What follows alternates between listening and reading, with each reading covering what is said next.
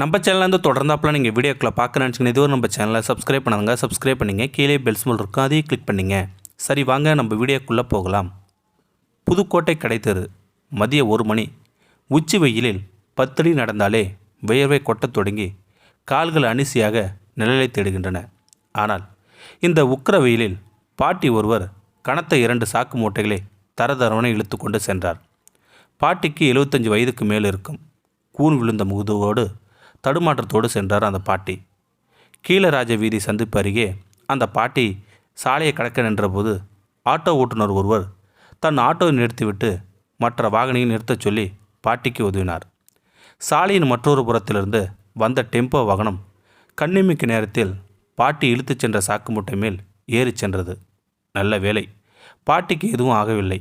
ஆனால் மூட்டையில் இருந்த அட்டைகளை எல்லாம் தரையில் சிதறிவிட்டன.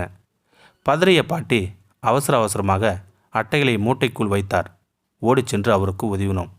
ஏன் பாட்டி, இந்த வெயிலில் கஷ்டப்பட்டு மூட்டையை இழுத்துட்டு போகிறீங்க? எங்கன்னு சொல்லுங்கள், நானே கொண்டு போய் விடுறேன் என்றேன். அட்டைகளை திரும்பவும் சாக்கில் வைத்த ஆசுசுவாசத்தில், பரவாயில்லப்பா, மூட்டையை போடுற இடம் பக்கத்தில் தான் இருக்குது, உனக்கு எதுக்குப்பா சிரமம் என வேலைகளை நானே பார்த்துக்கிறேன் என்றார் அந்த வயதான பாட்டி.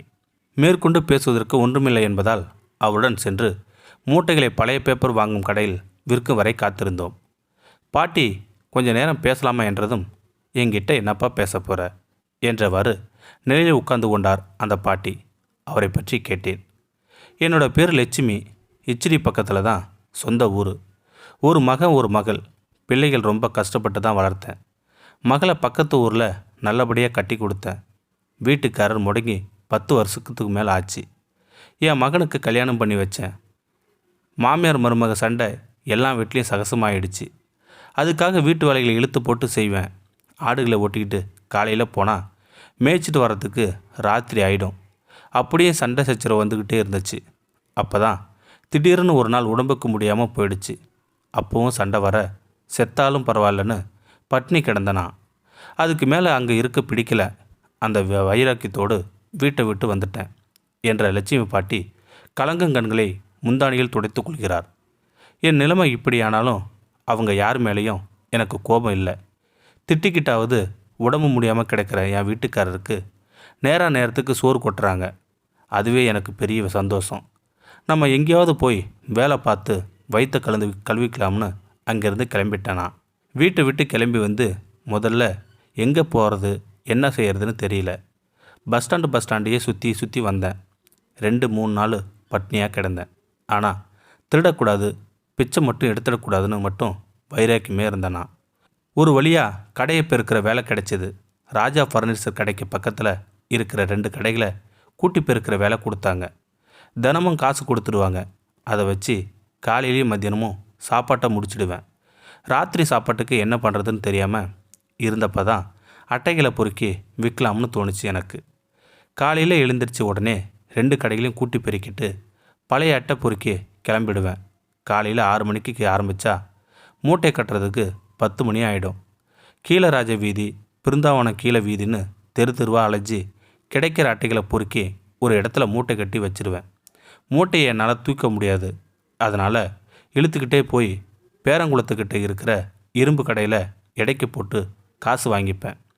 தெருவா அட்டையை பொறுக்கி மூட்டையை கட்டி வச்சிடுவேன். டீ குடிச்சிட்டு வர்ற நேரத்தில் அந்த மூட்டையை யாராவது திருடிக்கிட்டு போயிடுவாங்க. நான் கஷ்டப்பட்டு இழுத்துக்கிட்டு போகிறத பார்க்குற சில பேர் 50-100 ரூபான்னு கொடுப்பாங்க. எவ்வளோ வற்புறுத்தி கொடுத்தாலும் நான் வாங்க மாட்டேன். பழைய அட்டைகள் விற்றா 100 ரூபாய் வரை கிடைக்கும், அதுவே போதும்னு சொல்லிவிடுவேன் அவங்கக்கிட்ட. ராத்திரி சாப்பாட்டுக்கு போக மீதி இருக்கிற காசை சேர்த்து வச்சுருக்கேன். வீட்டில் குவிச்சிக்கிட்டு வந்து 5 வருஷமாச்சு. பேர பிள்ளைகளை பார்க்கணும் அடிக்கடி தோணும். அவங்கள பார்க்க போனால் வச்சுக்கிற காசில் பேரங்களுக்கு ஏதாச்சும் வாங்கிட்டு போகணும். ஆனால் போயிட்டு திரும்பி வந்துடுவேன். யாருக்கிட்டேயும் பிச்சை எடுக்கக்கூடாது, திருடக்கூடாது, சாகிற வரைக்கும் உழைச்சி சாப்பிட்ணும். அதுக்காக உடம்புக்கு எதுவும் வந்திடாமல் பார்த்துக்க கடவுளேன்னு தினமும் வேண்டிக்கிறேன் அந்த கடவுள்கிட்ட என்று சொல்லிக்கிட்டே கையை ஊன்றி எழுந்து நடக்க ஆரம்பித்தார் அந்த லட்சுமி பாட்டி. எல்லா ஊர்களிலும் லட்சுமி பாட்டி போல் இருக்கத்தான் செய்கிறார்கள். ஆனால் ஒவ்வொரு பின்னாளிலும் வழி நிறைந்த கதைகள் இருக்கத்தான் செய்கின்றன. இந்த வீடியோ உங்களுக்கு பிடிச்சிருந்தா கமெண்ட் பாக்ஸில் கமெண்ட் பண்ணுங்கள், கூட உங்கள் ஃப்ரெண்ட்ஸுக்கு ஷேர் பண்ணுங்கள். இதுவரை நம்ம சேனலை சப்ஸ்கிரைப் பண்ணாதங்க சப்ஸ்கிரைப் பண்ணிங்க, கீழே பெல் சிம்பல் இருக்கும், அதையும் கிளிக் பண்ணிங்க. தேங்க்யூ ஃபார் வாட்சிங்.